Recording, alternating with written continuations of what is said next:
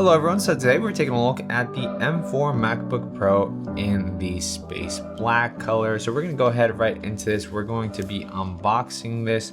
Now this is potentially my possible upgrade from an M1 Pro MacBook Pro. I've gone ahead and upgraded to an M4 Pro chip with 40 gigs of memory and 2 terabytes of storage. In my opinion, that just seems to be kind of the best overall configuration if you're looking to spend a good chunk of money on a laptop that's going to last, 5 years. But let's go ahead and open this right here and get right into it. Now, looking a little bit more into the specs and stuff, it might be a little overkill for me. That's why I say it might be my laptop.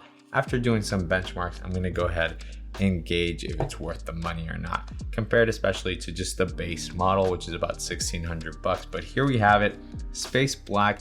I haven't seen this color much in person since it was announced because I'm a silver guy all the way, especially since fingerprints and all that tend to be an issue on darker colored laptops. But let's just go ahead and open this right up. And right away, wow, my goodness, that just actually looks stunning. The only reason I did go with this space black is because I've had silver for like 6 years at this point, 7 years.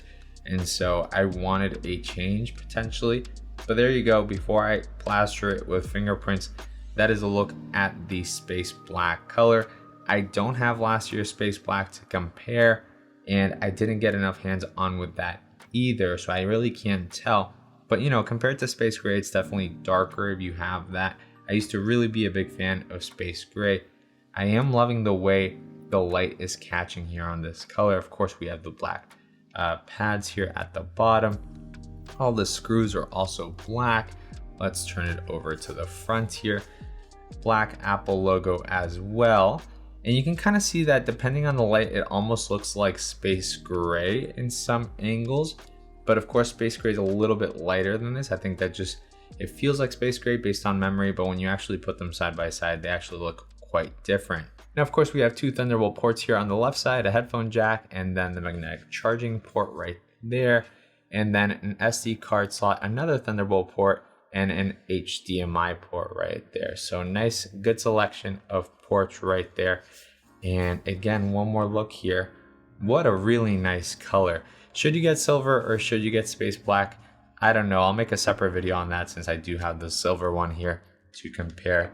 But that will be a separate video to avoid running too long on here. Now the keyboard right here, look at that. Absolutely stunning, I think, with these kind of, the white letters here just looks so nice. That contrast looks nice. The letters look really nice and clear, easy to read.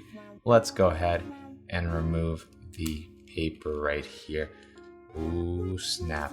Now, of course, I did get the Nano-Texture option, I think for $150, even though I haven't used it. I'll make a separate video on that, comparing the normal screen to the Nano-Texture screen, but right off the bat, it looks so good. You can kind of tell right there. Wow. Does it look like a matte display? Oops. Press the return key. So here real quick, just in case you want to see a glossy display, since I'm using my MacBook to record this video, I can't show that, but here's a Windows glossy display. And just a little bit, I'm going to make a separate video really showing you guys, but just a quick show right there. You can see that right there, I can reflect the window, but on the MacBook, you cannot see the window. So already exactly what I wanted, exactly what I needed. And I wouldn't really need further testing to say that this is actually a fantastic little upgrade to get for your laptop. Now, real quick, just to show you what else is in the box, you are going to get a black charger right here, which is really nice. Look at that right there. It's painted black right here. And of course it's braided, feels really great. The magnetic charging really not something that I've used at all with my M1 MacBook. I've used it maybe once or twice since I always have it docked to my kind of main workstation right here. Inside of here, what are we gonna get?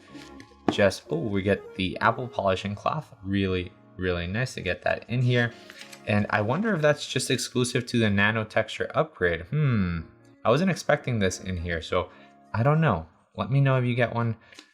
It doesn't say it online. Maybe I can look to see, but I don't think it said anything about this online. And then I do wish the power block was also black to just not attract attention, but it's white. Kind of a shame to have a, white power block and then a black cable. I would like everything to match really at this point. Apple's just really slow on rolling out those updates. I mean, how long did it take to get a Blackmagic keyboard, right? So here with this one, we get a 96 watt USB-C power adapter, which is probably what you would want for anything more than the base model. However, it is a little bit of a bigger block than you would get with the base model. But this configuration that we have right here is coming in at almost twice the price as the base model. So, I mean, you know, this isn't something I would straight up recommend. I would really recommend the just base M4 MacBook at that $1,600 price. All right, so I'm finally setting up the account here. And again, one last look at that Nano-Texture display. Look at the way it handles reflections, just absolutely fantastic. It honestly, look, you have to see it in person. It's just like the studio display that I have. It's so much better than just a traditional matte display. It just looks so good.